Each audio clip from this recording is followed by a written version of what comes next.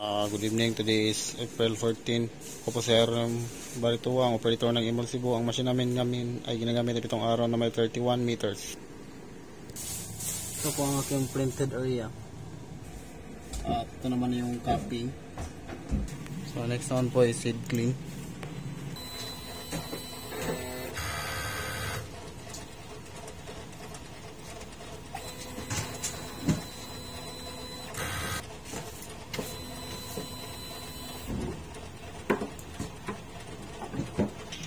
So after makid-clean, punasan ito yung wiper.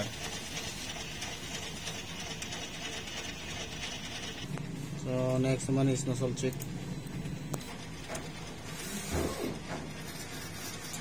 So yan yung result ng nozzle check.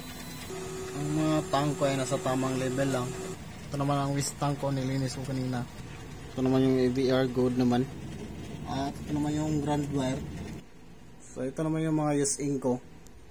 Ito naman yung mga unused ink ko.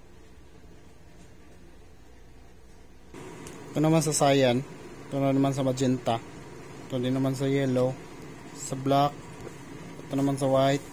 Solution. Powder. At film po. Ito naman yung monthly checklist ko. At ito naman po yung daily workload ko.